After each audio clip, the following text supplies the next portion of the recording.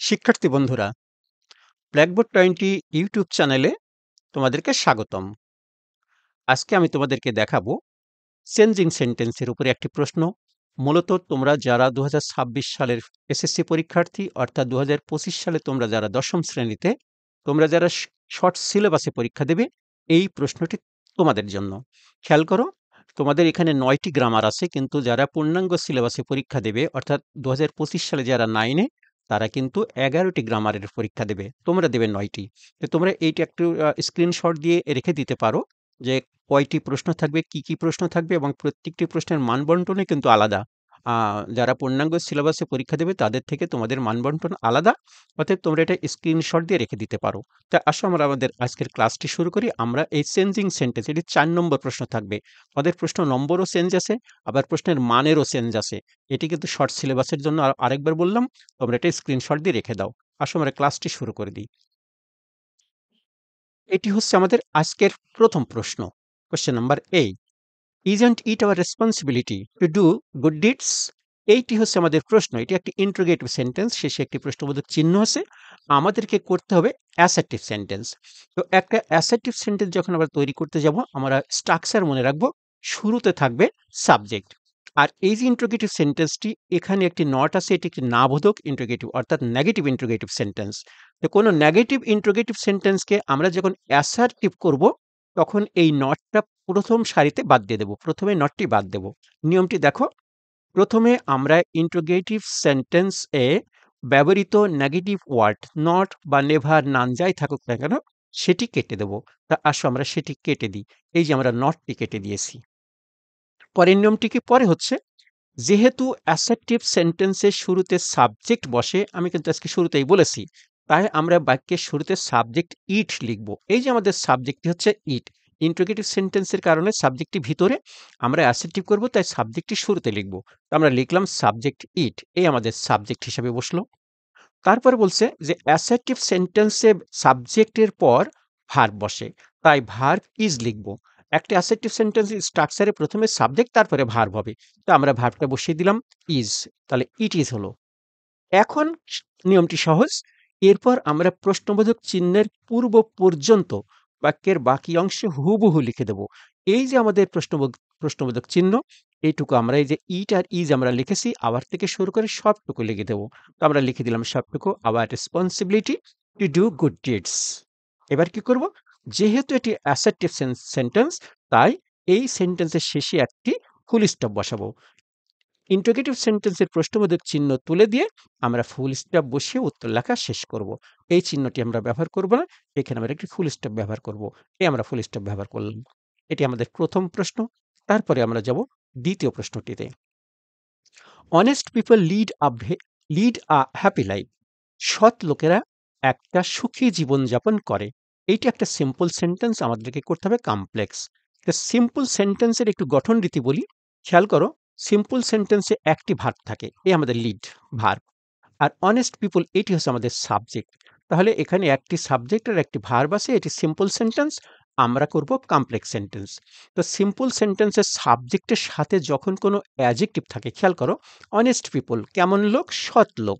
তাহলে এটি অ্যাডজেক্টিভ, এটি গুণবাচক শব্দ। কার গুণ প্রকাশ করছে? পিপলের। তখন আমাদের নিয়মটি হচ্ছে, একটি সিম্পল সেন্টেন্সের সাবজেক্টের সাথে যখন অ্যাডজেক্টিভ সংযুক্ত থাকে, এখানে অ্যাডজেক্টিভ আছে আমরা দেখেছি, তখন উক্ত সিম্পল সেন্টেন্সটিকে কমপ্লেক্স সেন্টেন্সে পরিবর্তন করতে অ্যাডজেক্টিভের পর ব্যবহৃত সাবজেক্টটি বাক্যের শুরুতে লিখব। তাহলে অ্যাডজেক্টিভটা আমরা আপাতত লিখব না, আমরা এই সাবজেক্টটি লিখব। আমরা সাবজেক্টটি লিখে দিই।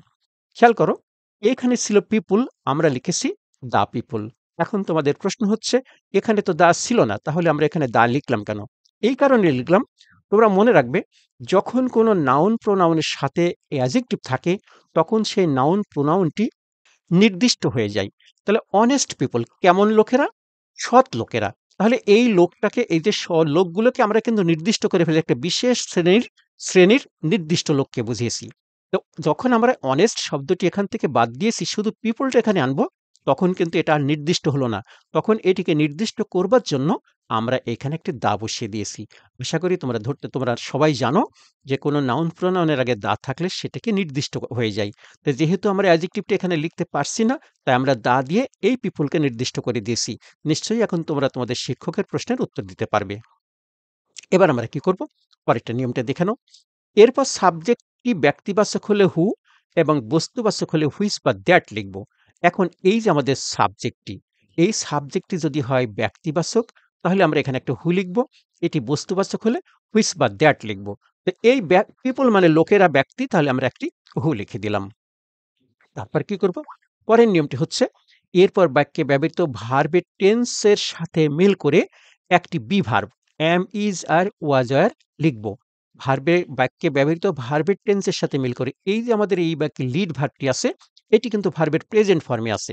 যেহেতু এটি ভার্বের প্রেজেন্ট ফর্মে আছে, তাই এই যে এখানে আমরা হু হুইচ লিখব, সেখানে আমরা একটি বি ভার্ব বসিয়ে দেবো অ্যাম, ইজ আর ওয়াজ আর। তো আমরা লিখব কি? আমরা এখানে অ্যাম, ইজ আর লিখতে পারবো, ওয়াজ আর লিখতে পারবো না, কারণ এই ভার্বটি প্রেজেন্ট টেন্সে আছে। তাহলে আমরা অ্যাম, ইজ আর লিখব। তো লিখব কোনটা? দেখি কোনটা লিখি আমরা। আর লিখলাম। কেন আর লিখলাম? এই যে দ্য পিপল লোকেরা, হু যারা, এই হু দিয়ে লোকেদেরকে বুঝিয়েছে, তার অর্থ হু প্লুরাল। হু যদি প্লুরাল হয়ে থাকে তাহলে আমরা এখানে আর লিখব। ইজ কিংবা অ্যাম লিখতে পারবো না। পরের নিয়মটি, এরপর সাবজেক্টের সাথে ব্যবহৃত অ্যাডজেক্টিভটি লিখে দেব। এইবার আমরা এই অ্যাডজেক্টিভটি লিখব এখানে। তো আমরা লিখলাম অনেস্ট। তারপর কি করব? বাক্যের বাকি অংশ, এরপর বাক্যের বাকি অংশ হুবহু লিখে বাক্য শেষ করব। তো আর বাকি অংশ আছে কি? Lead a happy life. তো আমরা লিখে দিলাম লিড আ হ্যাপি লাইফ। এই হচ্ছে আমাদের ২ নম্বর প্রশ্নটির উত্তর। আশা করি আমরা এই প্রশ্নটিকে ধরতে পেরেছি। এই জাতীয় সিম্পল সেন্টেন্স, যেই সিম্পল সেন্টেন্স সাবজেক্টের সাথে অ্যাডজেক্টিভ থাকবে, তাকে আমরা এই নিয়মে কমপ্লেক্স সেন্টেন্স তৈরি করব। এবার আসো আমরা নাম্বার সি তে যাব।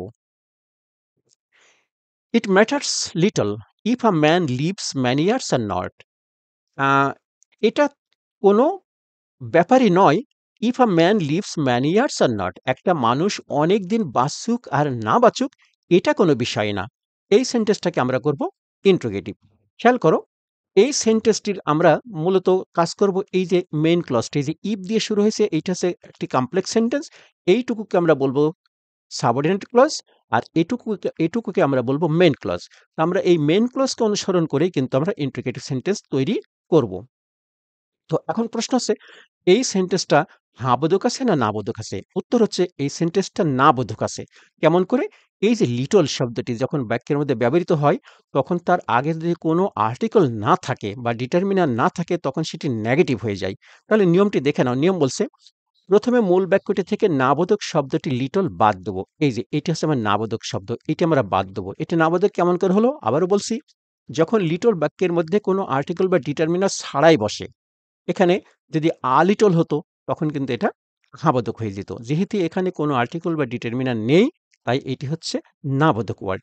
এই নাবোধক ওয়ার্ডটাকে আমরা কেটে দেবো। আমরা একটু আগে শিখেছি, কোনো সেন্টেন্সকে ইন্টারোগেটিভ করতে গেলে আমরা মূল সেন্টেন্সটা যদি হ্যাঁবোধক থাকে, উত্তরটি আমরা লিখব নাবোধক। তাহলে আমাদের এই মূল সেন্টেন্সটা হ্যাঁবোধক, এখন আমাদের উত্তরটি হবে নাবোধক। তো নাবোধক হতে, সরি, মূল প্রশ্নটি আছে আমাদের নাবোধক, আমরা করব হ্যাঁবোধক। তখন আমরা এই যে নাবোধক শব্দটি কেটে দেব, অর্থাৎ লিটল ওয়ার্ডটি শব্দটি আমরা কেটে দিলাম। এবার আমরা শুরু করব। তো পরের নিয়মটি দেখে নিই। বলছে, যেহেতু বাক্যটিকে প্রশ্নবোধক করতে হবে, কি করতে হবে?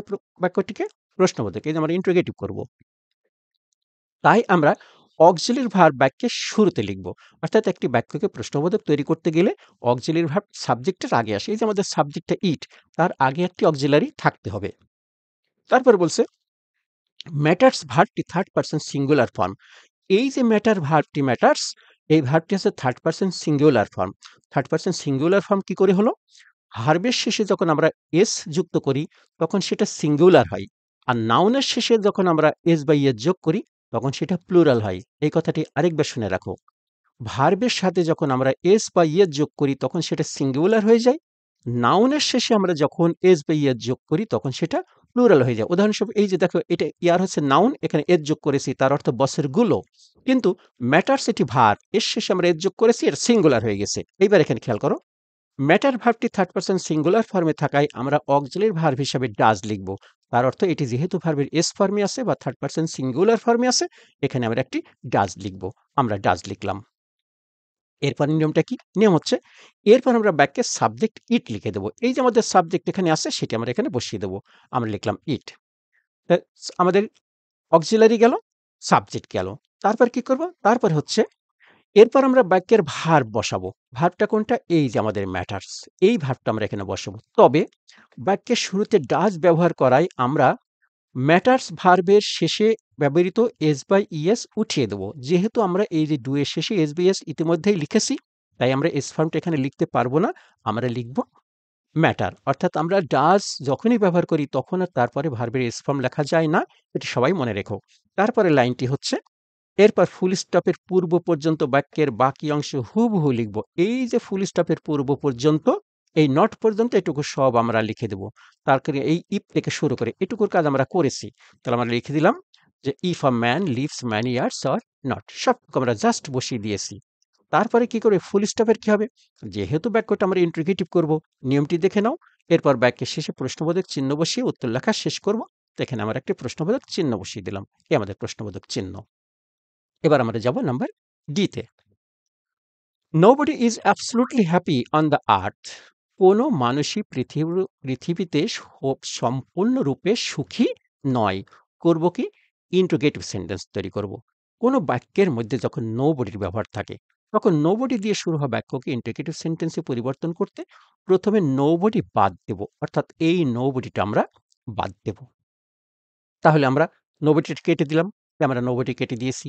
তারপরে বলছে বাক্যের শুরুতে সাবজেক্ট হিসাবে হু লিখব। এইবার আমরা এই নোবডি তুলে কেটে দিয়েছি। এবার আমরা এই শুরুতে লিখব একটি হু। তারপরে বলছে এরপর বাক্যে ব্যবহৃত ভার্ব ইজ থেকে শুরু করে ফুল স্টপের পূর্ব পর্যন্ত বাক্যের বাকি অংশ হুবহু বসিয়ে দেব। অর্থাৎ এই যে ভার্ব ইজ এখান থেকে শুরু করে এই ফুল স্টপের পূর্ব পর্যন্ত অর্থাৎ আর্থ এই পর্যন্ত আমরা হুবহু একেবারে হুবহু বসিয়ে দেব। তো আমরা এটুকু বসিয়ে দিলাম is absolutely happy on the আর্থ। এখন কি করব? এইখানে একটি ফুল স্টপ আছে। আমাদের করতে হবে কি? বাক্য ইন্টিগ্রেটিভ করতে হবে।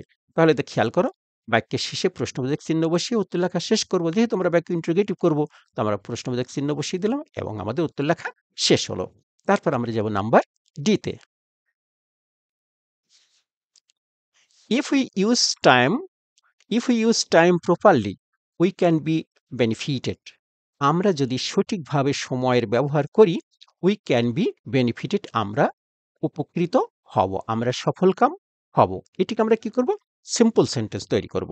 দেখে নি, ইফ যুক্ত হাবোধক কমপ্লেক্স সেন্টেন্সকে যদি সিম্পল সেন্টেন্সে পরিবর্তন করতে বলা হয়, এটুকু আমরা যেটা পড়েছি, ইফ যুক্ত হাবোধক কমপ্লেক্স সেন্টেন্স, ইফ দিয়ে শুরু হয়েছে, এটি একটি কমপ্লেক্স সেন্টেন্স। এখন কথা হচ্ছে এটিকে হাবোধক কিনা। If we use time properly, খেয়াল করো এটুকুর মধ্যে কোনো নট নেই। তো ইফ যুক্ত কমপ্লেক্স সেন্টেন্সটি যদি হাবোধক হয় তখন আমরা কি করব? এবং উভয় অংশের সাবজেক্ট যদি একই ব্যক্তিবস্তুকে বোঝায়। এই যে দেখো, এ অংশের সাবজেক্ট উই, এই অংশের সাবজেক্ট হচ্ছে উই। একই ব্যক্তিকে বুঝিয়েছে, দুটি সাবজেক্ট একই ব্যক্তিকে বুঝিয়েছে। তবে শুরুতে আমরা ইফ সহ বাক্যের সাবজেক্টটি বাদ দিয়ে দেব। তাহলে কি বুঝলাম আমরা? ইফ যুক্ত সেন্টেন্সটা যদি হাবোধক হয়, উভয় অংশের সাবজেক্ট যদি একই ব্যক্তিবস্তুকে বোঝায়, তখন আমরা ইফ সহ প্রথম সাবজেক্টটি বাদ দিয়ে দেব। আমরা এটি বাদ দিয়ে দিলাম। আচ্ছা, তারপরে বলছে যে বাক্যের শুরুতে বাই লিখব। তাহলে এখানে আমরা একটা কি লিখে দেব? বাই লিখব। বাই লেখার পরে বলছে যে ভার্বের প্রেজেন্ট পার্টিসিপল ফর্ম লিখব। এই যে আমাদের ভার্বটি, এটির প্রেজেন্ট পার্টিসিপল ফর্ম লিখব। এই যেটাকে আমরা যে আইএনজি ফর্ম বলি, এইটিকে আমরা প্রেজেন্ট পার্টিসিপলকে আমরা বলি আইএনজি ফর্ম। সংক্ষেপে আমরা আইএনজি ফর্ম নামেই চিনি। আসলে মূল কথাটি হচ্ছে প্রেজেন্ট পার্টিসিপল হবে। তাহলে এই ভার্বটিকে আমরা প্রেজেন্ট পার্টিসিপল অর্থাৎ এই ভার্বের শেষে আইএনজি বসিয়ে দেব। তো আমরা লিখলাম ইউজিং। তারপরে বলছে বাক্যের বাকি অংশ হুবহু লিখে উত্তর লেখা শেষ করব। এইবার দেখো, এইখান থেকে time properly we can be benefited সবটুকু আমরা লিখে দেবো। আমরা সবটুকু লিখে দিলাম time properly we can be benefited. একেবারে সহজ উত্তর। বন্ধুরা, এতক্ষণ তোমরা যেই প্রশ্নটি দেখলে, এটি হচ্ছে আমার বইয়ের মডেল কোয়েশ্চেন অংশ। এখান থেকেই কিন্তু আমি প্রশ্নটি তোমাদেরকে দেখিয়েছি। তো দেখো, এটি গ্রামার 60 মার্কস, এসএসসি 2026 অর্থাৎ 2026 সালে তোমরা এসএসসি পরীক্ষা দেবে শর্ট সিলেবাসে। এইটা হচ্ছে মডেল কোয়েশ্চেন নাম্বার 1। আমি ১ নম্বর মডেল কোয়েশ্চেনের একবারে ৪ নম্বর প্রশ্নটি, এই প্রশ্নটি তোমাদের সাথে আজকে আমি সলিউশন করেছি। খেয়াল করো, এই প্রশ্নটি, এই ১০ টি প্রশ্ন প্রত্যেকটির কিন্তু নিয়ম ধরে আমি সলিউশন করেছি। নিয়মগুলো আমার বইয়ের কোথায় আছে? এক্ষুনি দেখিয়ে দিচ্ছি। দেখিয়ে তার আগে মডেল কোয়েশ্চেনটা তোমাদের একটু দেখিয়ে নিই। দেখো, এই ১০ টি প্রশ্ন আমি সলিউশন করলাম। তো আমার বইয়ের মধ্যে ৩০ টা মডেল কোয়েশ্চেন দেওয়া আছে। সেগুলো কিভাবে দেওয়া আছে আমি একটু বলে দিই।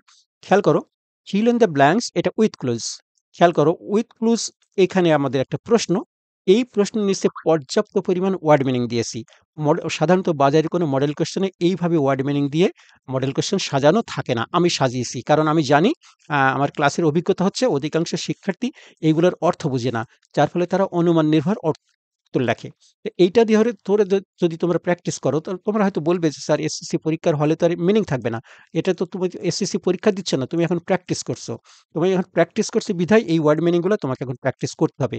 এগুলো প্র্যাকটিস করলে দেখবে উত্তরের প্র্যাকটিস হচ্ছে, আবার ওয়ার্ড মিনিং তোমার ভিতরে স্টক অফ ওয়ার্ডস বাড়ছে। তোমার মধ্যে শব্দ সম্ভার বেড়ে যাবে। তারপর আসো ২ নম্বর টেবলটি। আমি জানি অধিকাংশ শিক্ষার্থী অনুমান নির্ভর ৫ টি বাক্য লিখিতে চলে আসে, কিন্তু অধিকাংশই ঠিক হয় না। দেখো, এখানে পর্যাপ্ত ওয়ার্ড মিনিং দিয়েছি যাতে তোমরা এটা সাজিয়ে লিখে প্র্যাকটিস করতে পারো। মনে রাখবে তোমরা এখন প্র্যাকটিস করছো। তারপরে এটি হচ্ছে রাইট ফর্ম অফ ভার্বস। এই দেখো, রাইট ফর্ম অফ ভার্বের নিচে পর্যাপ্ত ওয়ার্ড মিনিং আছে যেগুলো তোমাদেরকে হেল্প করবে তোমাদের শব্দ সম্ভার বাড়িয়ে দেওয়ার জন্য। এটি হচ্ছে মডেল কোয়েশ্চেন, সরি, এটি হচ্ছে grammatical term. Totally grammatical term, সবগুলোই গ্রামার। তার মধ্যে এইগুলার কোনো ওয়ার্ড মিনিং দেওয়ার আমি প্রয়োজন মনে করিনি। এই দুটি প্রশ্ন, ট্যাগ কোয়েশ্চেন এবং এই চেঞ্জিং সেন্টেন্স, এটার আমি যে নিয়মটা দেখিয়েছি সেই নিয়মটা ধরে চললেই তোমরা পারবে। এবার দেখো সাফিক্স প্রিফিক্স ৬ নম্বরে। দেখো, সাফিক্স প্রিফিক্সের পর্যাপ্ত ওয়ার্ড মিনিং। তারপর আমাদের ৭ নম্বর প্রশ্নটির ইউজ অফ অ্যাপ্রোপ্রিয়েট প্রিপোজিশন, এই ২ লাইনের কোনো ওয়ার্ড মিনিং আমি দেওয়ার প্রয়োজন মনে করি কোনোটাতেই দিই নাই। কিন্তু আবার তার নিচেরটা আছে সুটেবল কানেক্টরস। এই প্রশ্নটা ভালো করে খেয়াল করো। এই প্রশ্ন সাধারণত আমাদের কাছে অধিকতর জটিল মনে হয়। তো আমি কি করেছি, ১ম এ ওয়ার্ড মিনিং দিয়েছি, তারপরে এই প্যাসেজটাকে আবার অনুবাদ করে দিয়েছি। তোমরা এরকম ৩০ টা মডেল কোয়েশ্চেন যদি প্র্যাকটিস করো, আমার বিশ্বাস তোমার ভিতরে অনেক শব্দ তৈরি হবে। প্রত্যেকটার যেহেতু ওয়ার্ড মিনিং দেওয়া আছে, তোমাদের প্রচুর শব্দ তোমার ভিতরে তৈরি হবে এবং তোমরা বাংলা করতেও শিখবে। তখন তোমরা এই জাতীয় প্রশ্নের সমাধান করতে পারবে। তা আমি কি এই একটা মডেল কোয়েশ্চেন এইভাবে দিয়েছি? না। খেয়াল করো, এই যে ২ থেকে আমরা যদি এখন আগাইতে থাকি, দেখো সব জায়গায় ওয়ার্ড মিনিং আছে। কোন জায়গায় ওয়ার্ড মিনিং একই রকমভাবে পুরো ৩০ টি মডেল কোয়েশ্চেন সাজানো আছে একইভাবে। ঠিক কানেক্টরে গিয়ে ঠিক এইভাবেই দেওয়া আছে। এইভাবে ৩০ টা মডেল কোয়েশ্চেন এইভাবে দেওয়া আছে। যাই হোক, তো আমি তোমাদেরকে এখন দেখাবো যে এই বই যে নিয়মগুলো আমি আজকের প্রশ্নটি সমাধান করবার সময় যে নিয়মগুলো দেখালাম, এই নিয়মগুলো আমি কোথা থেকে দেখালাম? এই যে এগুলার নিয়ম আমি আজকে কোথা থেকে দেখালাম? এই আমরা এখানে যাব। চ্যাপ্টার ৪, ৪ নম্বর প্রশ্ন যেহেতু আমি চ্যাপ্টার ৪ এ সংযোজন করেছি। এই বইটি সম্পূর্ণরই তোমাদের শর্ট সিলেবাস অনুসারে লেখা। এবার দেখো, এই বইটি ৬২ এই বইটি নয়, এই চ্যাপ্টারটি ৬২ পৃষ্ঠা থেকে শুরু। এই যে ৬৩ আগে ৬২, হ্যাঁ। ৬২ পৃষ্ঠা থেকে শুরু, এই যে এখান থেকে সব নিয়মগুলা দেখো। একটা নিয়মের উপরে অনেকগুলো করে উদাহরণ দেওয়া আছে। এইভাবে যদি আমরা আগাই, দেখো কোনো জায়গায় নিয়ম এবং উদাহরণ ছাড়া আমি এগুলা সন্নিবেশন করিনি। প্রত্যেকটি এইভাবে দিয়েছি। তো আমরা যদি একটু দ্রুত আগাই, এগুলো অ্যাফার্মেটিভ, নেগেটিভ, আমরা একটা সিম্পল কমপ্লেক্স কম্পাউন্ডও দেখি। এই যে এখান থেকে সম্ভবত স্ট্রাকচার, হ্যাঁ, এই যে এগুলা সিম্পল কমপ্লেক্স কম্পাউন্ডের। দেখো প্রত্যেকটি কিভাবে নোট আমি দিয়েছি, কিভাবে ব্যাখ্যা দিয়েছি, কিভাবে নিয়মগুলা বড় আকারে নিয়মগুলা লেখা আছে। বিস্তারিত ব্যাখ্যা দিয়ে নিয়মগুলা এর মধ্যে দেওয়া আছে। আমি তোমাদের বলতে চাই, যদি আমার ক্লাসটি তোমাদের ভালো লাগে, নিঃসন্দেহে আমার বইটিও তোমাদের ভালো লাগবে। মাত্র ৳২৯০ একটি বই। এই বইটি দেখিয়ে চলো আমরা ক্লাসে ফিরে যাই। আমরা যে অর্ধেক ক্লাস বাকি রেখেছি সেটা আমরা এখন শেষ করব। চলো আমরা বইটি এক নজরে ১ মিনিটে দেখে নিই। বন্ধুরা, এই হলো আমার আজকের বইটি, যে বইটি থেকে আমি তোমাদেরকে এতক্ষণ ক্লাসটি দেখাচ্ছি। সংক্ষিপ্ত সিলেবাস এসএসসি ২০২৬। তোমরা যারা ২০২৫ সালে ক্লাস 10 এ পড়ছো। খেয়াল করে, এখানে ৯ টি গ্রামার এইভাবে লাইন সন্নিবেশন করা আছে। এটা সূচিতে দেওয়া আছে। আমি বইয়ের ব্যাক কভারের পরেও দিয়ে দিয়েছি এই ৯ টি গ্রামার, এবং এখানে ২ টি কিউআর কোড আছে। এই কিউআর কোডটি তোমাদের স্মার্ট মোবাইল দিয়ে যদি তোমরা স্ক্যান করো, তাহলে সরাসরি আমার ইউটিউব চ্যানেলে ঢুকে যেতে পারবে। আর এইটি স্ক্যান করলে সরাসরি আমার ফেসবুক পেজে ঢুকে যেতে পারবে, যেখানে গিয়ে তোমরা আমার সমস্ত ক্লাসগুলো দেখতে পারো। তো এই বইটি যদি তোমরা পেতে চাও, অর্থাৎ আমার ক্লাসটি যদি তোমাদের ভালো লাগে, তোমাদের নিশ্চয়তা দিচ্ছি নিঃসন্দেহে আমার বইটিও তোমাদের ভালো লাগবে। তো এই বইটি সাধারণত আমি ২ টি মাধ্যম ব্যবহার করে পাঠিয়ে থাকি। তার একটি হচ্ছে সুন্দরবন কুরিয়ার সার্ভিস, আরেকটি হচ্ছে কন্টিনেন্টাল কুরিয়ার সার্ভিস। তবে আমি সুন্দরবন কুরিয়ার সার্ভিসটাকে অ্যাভেলেবল মনে করি। এটি আমার কাছে বেশি পছন্দনীয়। তো এই বইটি তোমরা পেতে চাইলে আমার সাথে যোগাযোগ করতে হবে মোবাইল অথবা হোয়াটসঅ্যাপ নাম্বারে। আর আমার মোবাইল হোয়াটসঅ্যাপ নাম্বারটি হচ্ছে 01740717656 এই নাম্বারে। আর এই বইটির ক্রয় মূল্য, আমার বিক্রয় মূল্য হচ্ছে ৳290। তা আজকে আর নয়, চলো এবার আমরা আমাদের ক্লাসটা শেষ করি। অর্ধেক ক্লাস আমি বাকি রেখেছি, ক্লাসটি শেষ করি চলো।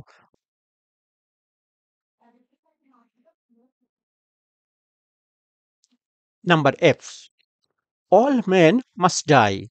সকল মানুষ অবশ্যই মারা যাবে, এর কোনো ভুল নেই।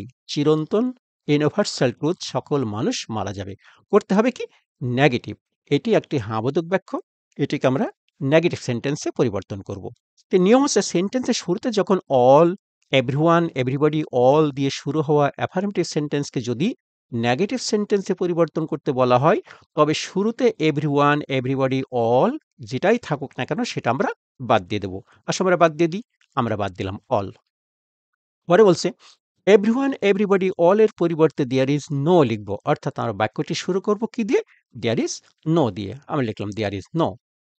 তারপরে আমরা কি করব, এরপর মেন এর সিঙ্গুলার ফর্ম ম্যান লিখব, অর্থাৎ এরপর আমরা এই শব্দটি লিখে দেব, এই শব্দটি লিখে দেব। তো এখানে কি বলা হয়েছে, মেনের সিঙ্গুলার ফর্ম ম্যান লিখব। তো এটার সিঙ্গুলার ফর্ম ম্যান কেন লিখব, আমরা সরাসরি এখানে মেন লিখলে কি সমস্যা ছিল খেয়াল করো, আমি এখানে এই যে ম্যান লিখলাম। তো এইটাই মেন লিখলে সমস্যা কি ছিল মাথায় রাখবে, অল দিয়ে শুরু হওয়া সেন্টেন্সকে নেগেটিভ করতে গেলে তোমরা দেয়ার ইজ নো দিয়ে শুরু করতে পারো। যদি এই শব্দটা প্লুরাল হয় তাহলে তোমরা দেয়ার আর দিয়েও শুরু করতে পারো, দুটি সঠিক। কিন্তু আমি কিন্তু দেয়ার আর দিয়ে শুরু করি নাই, আমি দেয়ার ইজ দিয়ে শুরু করেছি। দেয়ার ইজ এর পরে কখনোই প্লুরাল নাউন লেখা যায় না, এই যে এটি আছে প্লুরাল নাউন, এই জন্য আমি এটা সিঙ্গুলার বানিয়ে দিয়েছি। আমি আরেকটু উত্তর দেখাবো, দেয়ার আর দিয়েও তোমাদেরকে দেখাবো। তাহলে দেয়ার ইজ নো ম্যান। এইবার আমরা একটা দুটি সেন্টেন্সকে সংযুক্ত করবো জানি, এরপর দ্বিতীয় বাক্যের সাবজেক্ট হিসেবে হু লিখবো, এবং এই হু আমাদের এর পরে যে আরেকটি বাক্য লিখবো সেটাকে সংযুক্ত করে দেবে।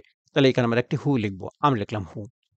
এইবার এই যে আমাদের অক্সিলারি একটা দেওয়া আছে মাস্ট, মাস্ট যখন অ্যাফার্মেটিভ সেন্টেন্সে বা হ্যাঁবোধক বাক্যে থাকে, নেগেটিভ করতে গেলে মাস্টের পরিবর্তে ক্যান নট বাট লিখতে হয়। তা আমরা লিখে দিলাম ক্যান নট, সরি এখানে নিয়মটা আগে দেখানো হয় নাই, মাস্টের পরিবর্তে মাস্টের negative form can not but লিখবো, তাই আমরা এখানে লিখে দিলাম ক্যান নট বাট। আচ্ছা, তারপরে কি বাক্যের বাকি অংশ আমরা হুবু লিখে দেবো, বাক্যের বাকি অংশ অপরিবর্তিত রেখে উত্তর লেখা শেষ করে। তো সর্বসকলের শব্দই আছে একটা, সেটা আমরা লিখে দিলাম ডাই। এখন আমি বলছিলাম যে অল যুক্ত সেন্টেন্সকে দেয়ার ইজ দিয়ে শুরু করেছি আমি। এইখানে প্লুরাল নাউন যদি থাকে তাহলে ইচ্ছা করলে আমরা দেয়ার আর দিয়েও শুরু করতে পারি। খেয়াল করে এবারে পুরো বাক্যটাকে লিখে নিই, তারপর বুঝিয়ে দিচ্ছি। খেয়াল করো, এবার আমি কিন্তু দেয়ার আর দিয়ে লিখেছি, কারণ এই শব্দটা প্লুরাল। তবে এই শব্দটা যদি সিঙ্গুলার হয় তাহলে কিন্তু কখনোই আমরা দেয়ার আর দিয়ে শুরু করতে পারবো না, শুরু করতে হবে দেয়ার ইজ দিয়ে। এই শব্দটা যেহেতু প্লুরাল, তাই আমরা দেয়ার ইজ দিয়েও শুরু করতে পারি, দেয়ার আর দিয়েও শুরু করতে পারি। দেয়ার আর দিয়ে শুরু করলে একটি লাভ হচ্ছে, এই শব্দটির কোনো পরিবর্তন হবে না। খেয়াল করে দেয়ার আর নো লিখেছি ঠিকই, এই যে এই মেন আর এই মেন কিন্তু হুবহু, কোনো এখানে বানানের পার্থক্য এটি কিন্তু সিঙ্গুলার, আর এটি প্লুরাল, প্লুরালই আছে, কারণ আমরা আর লিখেছি, আর এর পর প্লুরাল নাউন বসে। তারপর বাকি অংশে who can not but die, who can not but die. আশা করি বুঝতে পেরেছি। পরেরটি আমরা যাব জি নাম্বারে। Though we take utmost care, যদিও আমরা সর্বোত্তম যত্ন নেই, we can not avoid death, আমরা কিন্তু মৃত্যুকে এড়াতে পারি না। কি করব, কম্পাউন্ড সেন্টেন্স করব। দো অলদো যুক্ত সেন্টেন্সকে কম্পাউন্ড করব, দুনিয়ার সহজ কাজের মধ্যে একটি, একেবারে নিয়মটি সহজ। দো থাকুক আর অলদো থাকুক, দো অলদো দিয়ে শুরু হওয়া কমপ্লেক্স সেন্টেন্সকে যদি কম্পাউন্ড সেন্টেন্সে পরিবর্তন করতে বলা হয়, তবে শুরুতে ব্যবহৃত দো অলদো বাদ দিয়ে দেব। খেয়াল করো আমি এই দোটা বাদ দিয়ে দিয়েছি, এখানে অলদো থাকলে সেটাও বাদ দিয়ে দিতাম, নিয়মের কোনো ব্যতিক্রম নেই, দো থাকুক আর অলদো থাকুক। তারপরে কি করব, এরপর বাক্যের মাঝে ব্যবহৃত কমা পর্যন্ত হুবহু লিখব। এই কমা পর্যন্ত হুবহু লিখলেও পারি, কমার আগেরটুকু লিখলেও পারি। খেয়াল করো আমি লিখলাম টেক আটমোস্ট কেয়ার। এবার বলছে যে এরপর কমা তুলে বাট লিখব, তবে ইচ্ছা করলে আমরা কমা রেখেও দিতে পারি। তো আমি এখানে লিখলাম বাট লিখলাম, কমা আমি রাখি নাই। আমাদের বাংলাদেশি টেক্সটে দেখি, বাংলাদেশি কনটেক্সটে বোঝা যায় যে অধিকাংশ সময় আমরা বাটির আগে কোনো কমা লিখে অভ্যস্ত নয়। বাট অ্যান্ড এর আগে কমা লিখে অভ্যস্ত নেই। কিন্তু বাট যখন দুটি কমপ্লিট সেন্টেন্সকে সংযুক্ত করে তখন বাটের আগে কিন্তু কমা লিখতে হয়। আমি জানি না বাংলাদেশের কনটেক্সট এটা কেন লেখা হয় না, তাই আমিও এখানে লিখি নাই। তোমরা বইয়ের মধ্যে দেখবে কোনো বইয়ের মধ্যে বাটের আগে কমা পাবে না। যদি নিয়ম হচ্ছে বাটের আগে এবং বাটের পরে যদি দুটি কমপ্লিট সেন্টেন্স থাকে, একবারে ইন্ডিপেন্ডেন্ট সেন্টেন্স থাকে, তখন বাটের আগে একটি কমা লিখতে হয়। যাই হোক, আমাদের দেশের প্রচলিতভাবে যে বই পুস্তকগুলো আছে সেখানে কমা ব্যবহার করে না, আমিও করি না। যাই হোক, আমরা বাট লিখব। তো এখানে লেখা তবে ইচ্ছা করলে কমা রেখেও দিতে পারি, তাতে কোনো সমস্যা নেই। তারপরে একেবারে বাক্যের বাকি অংশ অপরিবর্তিত রেখে উত্তর লেখা শেষ করব। তাহলে এখান থেকে আমরা সবটুকু লিখে দেবো। তো আমরা লিখে দিলাম উই ক্যানট অ্যাভয়েড ডেথ। ওকে, তারপরটি যাব আমরা 23 নম্বরে।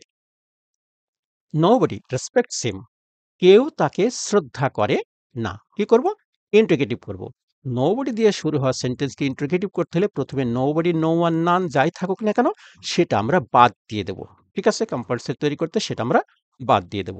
এই যে আমরা বাদ দিলাম, নোবডি আমরা বাদ দিলাম। তারপরে একেবারে দুনিয়ার সহজ কাজ, এর পরিবর্তে একটা আমরা বাক্যের শুরুতে সাবজেক্ট হিসেবে হু লিখে দেব। তো আমরা যে হু লিখে দিলাম।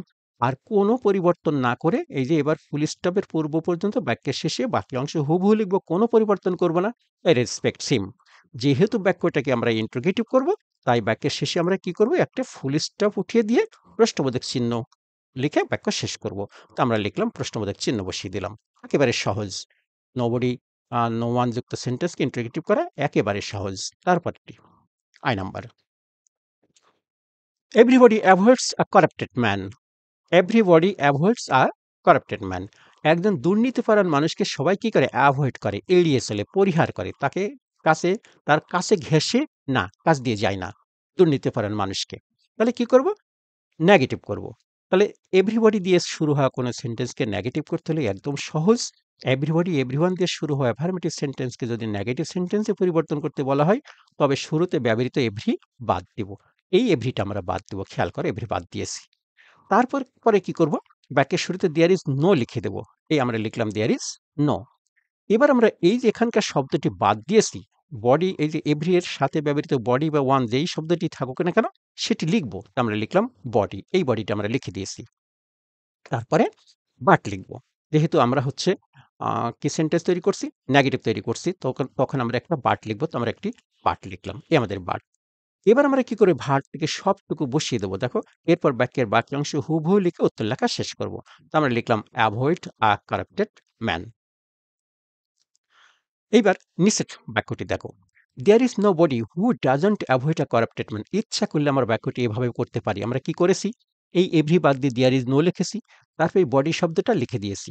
তো এইখানে বডি লেখার পর একটা বাট লিখেছি। আমি কিন্তু এখানে আবার হু লিখেছি। অর্থাৎ এবার এইটা হচ্ছে কমপ্লেক্স সেন্টেন্স হয়েছে, আর এটা হয়েছে কম্পাউন্ড সেন্টেন্সে। ঠিক আছে? দুটিই কিন্তু আ কারেক্ট আনসার। দুটিই নেগেটিভ সেন্টেন্স। এটাও নেগেটিভ, এটাও নেগেটিভ। তো এটা কমপ্লেক্স সেন্টেন্সে করা হয়েছে আর এটা কম্পাউন্ড সেন্টেন্সে করা হয়েছে। যেমন এখানে বাট ব্যবহার করে এই ভার্বটিকে সম্পূর্ণ হুবহু কপি করেছি। আর এখানে যখন আমি হু ব্যবহার করেছি তখন একটি হিসাব চলে এসেছে। কি হিসাব? এই যে ভার্বের এস ফর্ম আছে তাকে নেগেটিভ করবার জন্য ডাজ নট লাগবে। তারপরে অ্যাভয়েড ভার্বের শেষে এসটা এখানে তুলে দিতে হবে।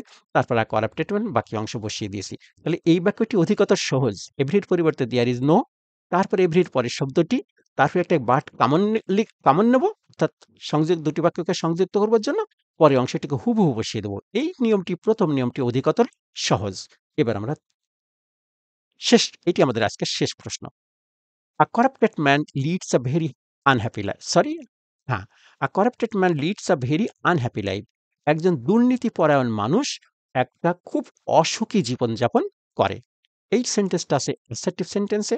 আমরা করব এক্সক্লেমেটরি। এক্সক্লেমেটরি করতে গেলে অ্যাসার্টিভ সেন্টেন্সের অবজেক্ট হিসেবে ব্যবহৃত অংশে আর্টিকেল অ্যান এর পর অ্যাডভার্বের ব্যবহার থাকলে তা বাদ দিতে হবে। খুব মনোযোগ দিয়ে দেখব আমরা।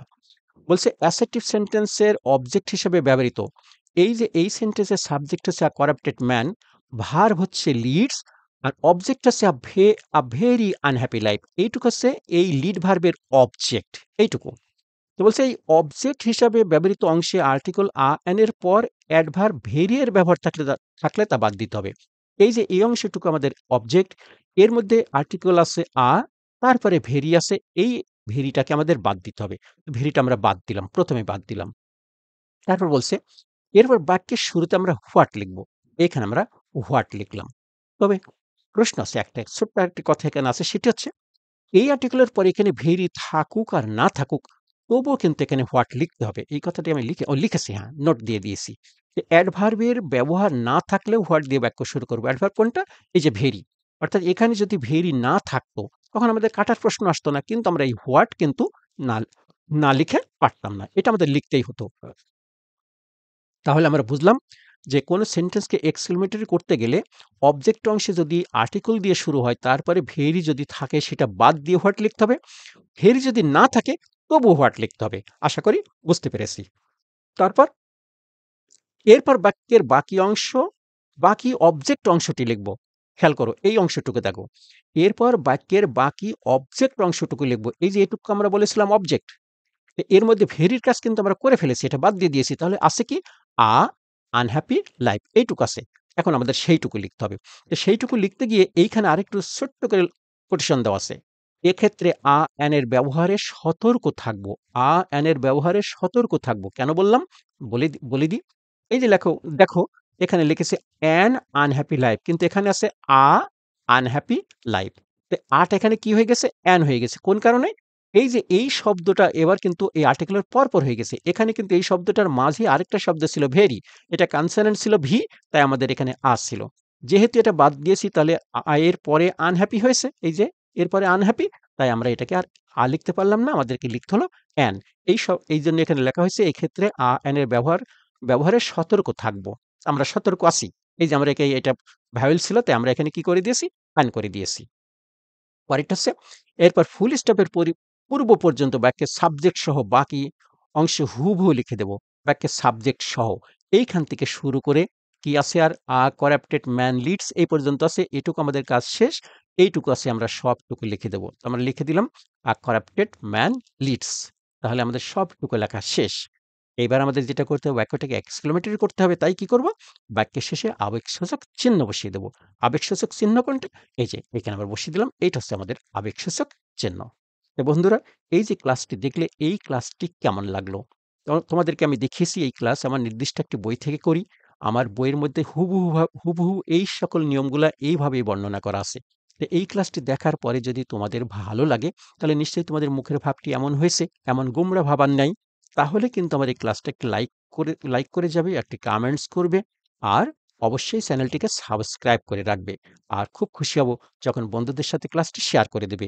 আজকে আর নয়, খুব শীঘ্রই দেখা হবে নতুন ক্লাস নিয়ে। সেই পর্যন্ত তোমাদের সবাইকে আল্লাহ হাফেজ।